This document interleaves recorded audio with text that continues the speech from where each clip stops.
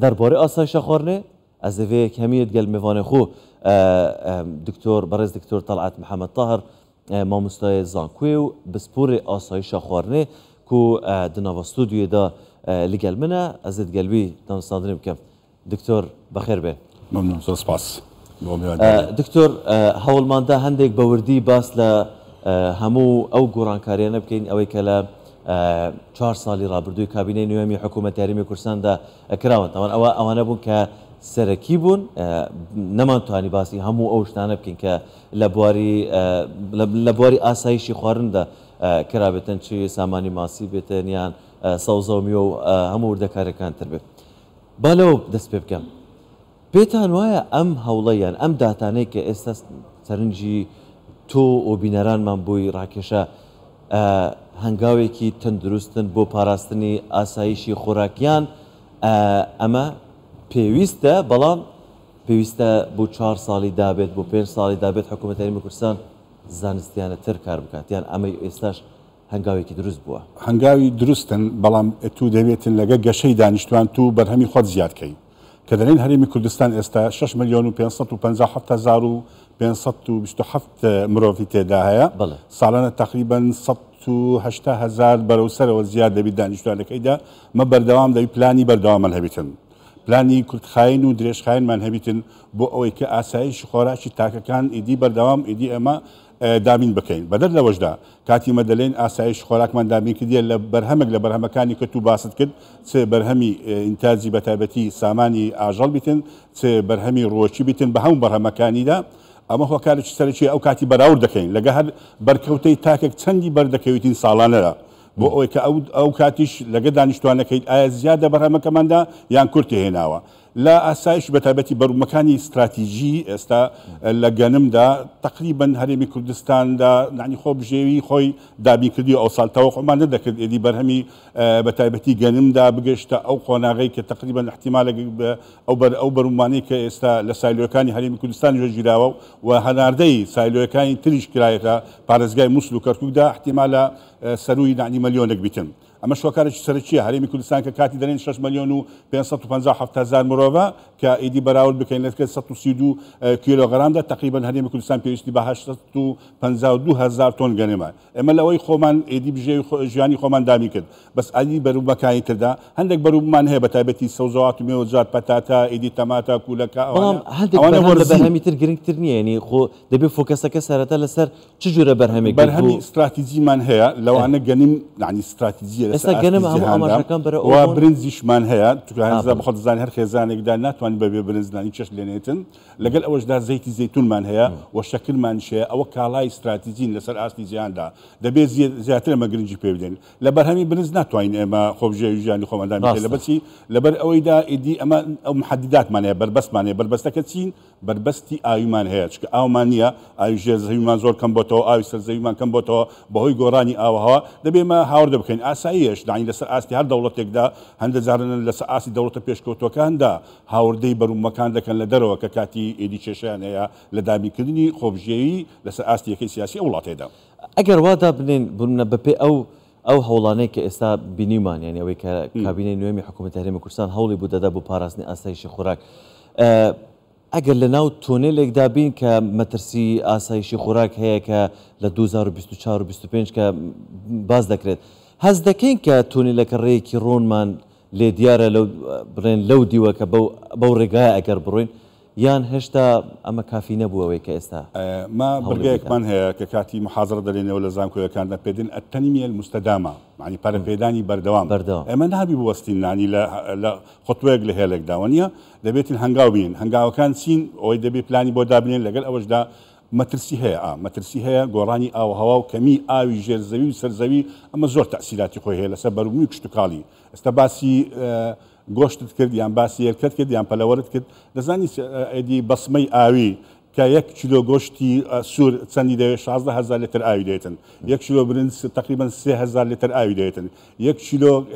گەنم 1600 لتر ئاوی دێتن ئەمە ئاو ینی سەرچیە بۆ بەرهەمی کشتتوکاری تو ئەوە بکەین دەبی ئەمەوە بەرهێنان بکەین لەگەڵ ئەوەشدا خۆتووە و پلاندانامان هەبیتن بە بەردەوام ئەوەی کە بجێوی ژیانی خۆماندا بینکەین ینی اکتفای ذاتیمان هەبی بەدەر لەوەشدا ئێمە عێراق بکەینە بازاری خۆماندا چکە عێراق 37 ملیۆنە بەجێری ئەداتای وەزارەتی پلاندانانی عێراق ئێستا دانیشتوانی عێراق 33 ملیۆن و 327 هزارە تقریبا 37 ملیۆنی هەیە وەنیە ئەگە عێراقمان بە بازارکردن کاڵایەکانمان هەناردەی عێراقت ئەو کاتی جۆتیاری خۆمان و هەلی کاریش زۆر دەڕوسێتن بۆ جۆتیاری خۆماندا بۆ هاوڵاتیانیشدا بەدەر لەوەشدا ئێدیمە ئەو کاتێک کە خۆراکمان هەیە لەسەر ئاستی هەرێمی کوردستاندا دەبی کارگای بکەین کارگای شەزازی بکەین نانی تەصنیعی بکەین قوتوبەندی بکەین بۆ ئەوەی کە ئەو بەرومەدا لە کاتی وەرزەکانی تردا بەکاری بێن نەوەک ئیلا وەرزەکەمان بیتن و ئەو کاتی وەرزەکەش نرخی بە تایبەتی کاڵایەکاندا زۆر نانی تقریبا ئێستا تەماتە بە 300 دینار تا 400 دینارە ئێستا خیار بە 300 تا 400 دینارە ئەگە بێتی قوتوبەندی بکەین ئیدی بۆ هەموو ئەوەکاندا ئەوە تەسیراتی خۆیە بۆ ئەوەی کەمە سوودی لێوەگین لە وەرزەکانی تردا بە تایبەتی وەرزستان حکوومەتی هەرێمی کوردستان لە ڕاگەاندنی ئەو داتانەدا هەموو جارێک دەڵێت گرنگیمان بە سێکتەری کشتتوکاڵدا و گرنگی پێ دەدەین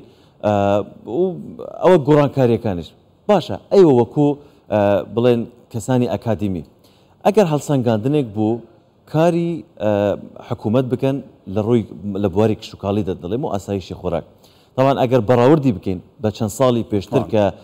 کۆمەڵێک بەرهەمەکان نەمانتوانی بگەین بە ئاستی خوبژێوی یان بە تەواوی پێداویستی ناخۆ پڕکەینەوە لەگەڵ ئەو مەترسیانەی کە هی کەش و هەوایە یان بڵین گۆڕەکانی کەشهاوایان ئەو مەترسیانەی کە ساڵانی دابێت 24 25 بەڕووکەمان دەگرێت چ هەڵسەنگاندنێک بۆ دەکەن پێتان وایە توانیویانە سەرکەوتوو بن لەو هەوڵانێک کە بۆیان ناوە ئەمە کاتی باسی سەرکەوتن دەکەین سەرکەوتن 100% نییە بەڕێژەیە هەتا ئەو کاتی ناتوانین لێ سەرکەوتو بین چکە بربەست زۆرن بە تایبەتی بەرامبەر نەسم بربەستی دارایی هەیە بە ئەم لەسەر قاغەزدا پلانم هەبیتن وەنیە ئەگە پاڵپشتی مادی دارایی نەبیتن پلانی خۆم داوین بکەم لەسەر کە باسی ئاوت کرد بوون منە هەندێک شت ئەمە چۆن بڕیار دەدەین کە باسی یەکێک لە کێشە گەورەکان کرد مەسەلەی ئاو بوو ئاو ئێستا حکوومەت هەرێمی کوردستان پلانی بێجگە لە پلان کە بەردی بناغی کۆمەڵێک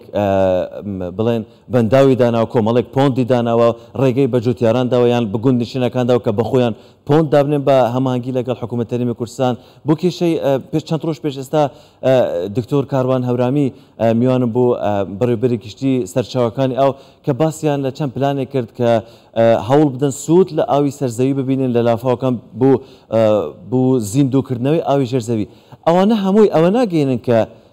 پلان نییە هەوڵیش بوو دراوە لەسەر ئەرزی واقع ئێمە دەتوانین هەوڵەکە چین بە تایبەتی کە کاتی مەدەلێن زەویش کشتتوکاڵیم هەیە نمونە وەک دەشتی ئاکرێ وەک دەشتی